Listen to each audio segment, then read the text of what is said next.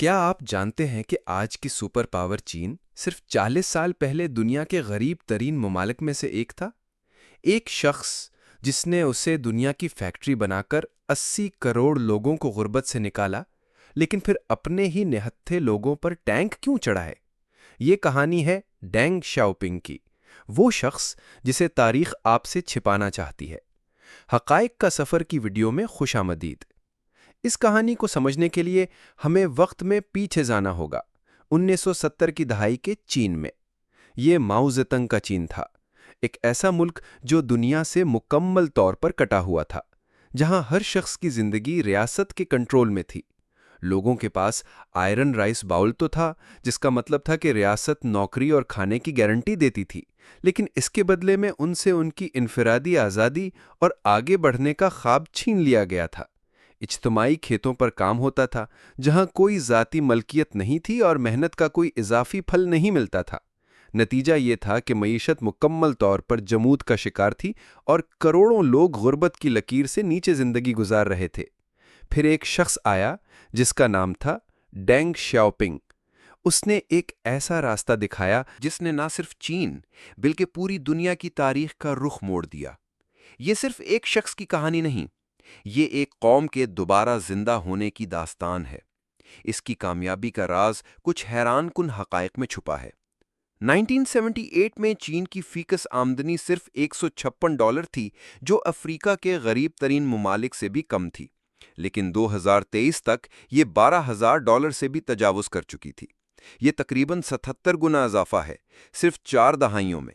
یہ معاشی تاریخ کا سب سے بڑا معجزہ تھا۔ انہوں نے ایک انقلابی اصول دیا، سوشلزم ود چائنیز کیریکٹرسٹکس۔ یہ ایک بہت ہوشیارانہ جملہ تھا۔ اس کا سادہ مطلب یہ تھا کہ ہم کمیونزم کا سیاسی نظام نہیں چھوڑیں گے، پارٹی کی حکومت قائم رہے گی، لیکن معیشت کو زندہ کرنے کے لیے ہم سرمایہ دارانہ نظام کے اوزار استعمال کریں گے۔ اسی سوچ کے تحت انہوں نے اسپیشل اکنامک زونز بنائے۔ یہ ساحلی شہروں میں بنائے گئے چھوٹے جزیرے تھے، جہاں سرمایہ دارانہ نظام کو تجربے کے طور پر نافذ کیا گیا۔ ان میں سب سے پہلا اور اہم شینزن تھا، جو اس وقت مچھیروں کا ایک چھوٹا سا گاؤں تھا اور ہانگ کانگ کے بالکل ساتھ واقع تھا۔ یہاں غیر ملکی کمپنیوں کو فیکٹریاں لگانے، ٹیکس میں چھوٹ اور منافع اپنے ملک لے جانے کی اجازت دی گئی۔ قدامت پسندوں نے اسے کمیونزم بیچنا قرار دیا، لیکن اس ایک تجربے کی کامیابی نے پورے چین کی قسمت بدل دی۔ لیکن سوال یہ پیدا ہوتا ہے کہ ڈینگ کو یہ سب کرنے کا خیال آیا کہاں سے؟ آخر وہ کیا چیز تھی جس نے انہیں مجبور کیا کہ وہ ماؤ کے نظریات سے اتنا مختلف رستہ اختیار کریں؟ اس کی جڑیں پوشیدہ ہیں کلچرل ریولوشن کے 10 سالہ خوفناک دور میں۔ 1966 سے 1976 تک جاری رہنے والی اس تحریک کا مقصد ماؤ کے مخالفین کو ختم کرنا تھا۔ اسی دوران ڈینگ شیاؤپنگ، جو پارٹی کے ایک اعلیٰ رہنما تھے، انہیں غدار قرار دے کر ایک ٹریکٹر فیکٹری میں کام پر لگا دیا گیا۔ یہ صرف پولیٹیکل نہیں بلکہ ذاتی اذیت کا دور بھی تھا۔ اسی افطراح تفریح میں ان کے بیٹے ڈینگ پک فانگ کو ریڈ گارڈز نے ایک عمارت سے پھینک دیا، جس سے وہ ہمیشہ کے لیے معذور ہو گئے۔ ڈینگ نے اپنی آنکھوں سے دیکھا کہ کس طرح نظریاتی جنون نے چین کو تباہی کے دہانے پر پہنچا دیا تھا۔ اسی جلا وطنی میں انہوں نے سمجھا کہ کمیونزم کا اصل مقصد لوگوں کو غربت سے نکالنا ہے، نہ کہ انہیں بھوکا رکھ کر نظریات کا سبق پڑھانا۔ وہ جان گئے تھے کہ اگر چین کو بچانا ہے تو اسے بدلنا ہوگا، اور یہ تبدیلی صرف چین تک محدود نہیں رہی۔ آج آپ کے گھر کا مائکرو ویو، آپ کے بچوں کے کھلونے، آپ کی گاڑی کے پرزے، ان سب پر میڈ ان چائنا لکھا ہونا ڈینگ کی اسی پالیسی کا نتیجہ ہے۔ اس نے چین کو دنیا کی فیکٹری بنا دیا، جس سے مغربی ممالک کو سستا سامان ملا اور چین کے کروڑوں لوگوں کو روزگار۔ یہ ڈینگ کا ہی ویژن تھا جس نے گلوبلائزیشن کو وہ شکل دی جو آج ہم دیکھتے ہیں۔ لیکن ان کا یہ سفر پھولوں کی سیج نہیں تھا۔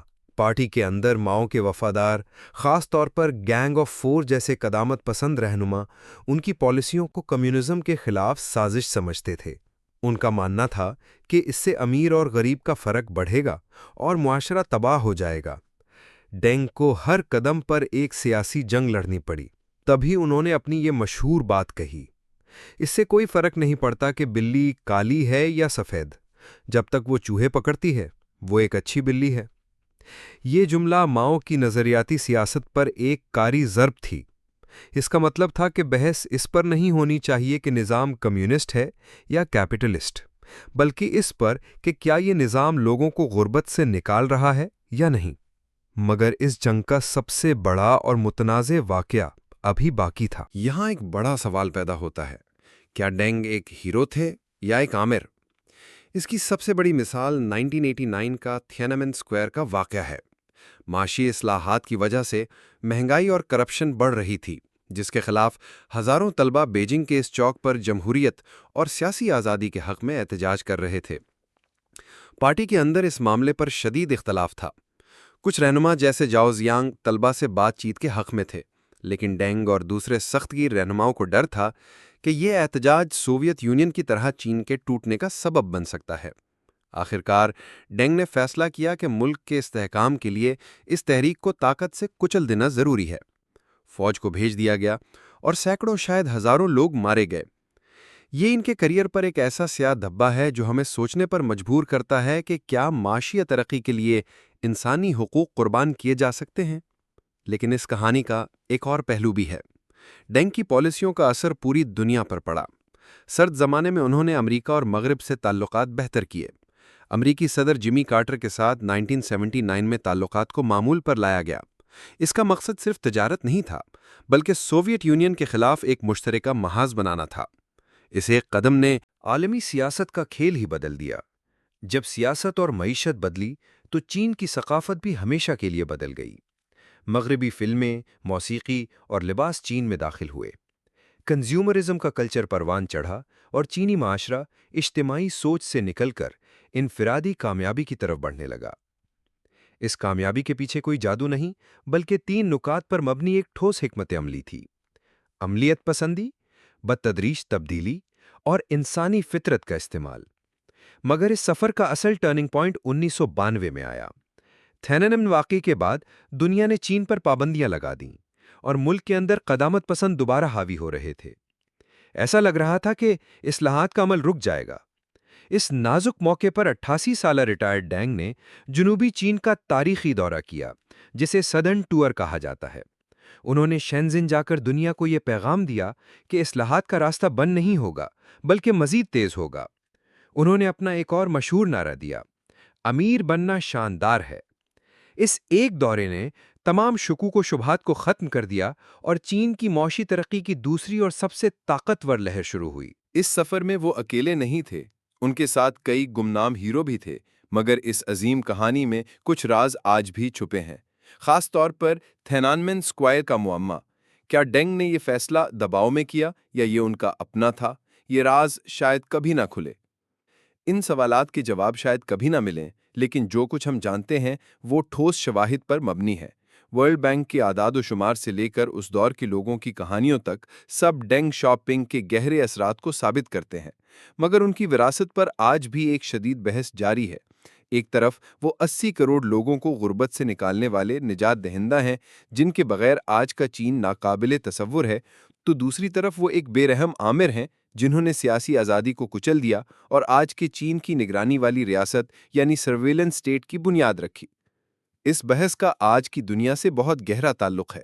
آج امریکہ اور چین کی دشمنی کی بنیاد بھی ڈینگ کے دور میں رکھی گئی معاشی پالیسیوں میں ہے۔ ان کی زندگی سے ہم بہت کچھ سیکھ سکتے ہیں: عملیت پسندی کی طاقت، صبر اور غلطیوں سے سیکھنے کا ہنر۔ جب ہم ان تمام ٹکڑوں کو جوڑتے ہیں تو ہمارے سامنے ایک بہت بڑی تصویر ابھرتی ہے۔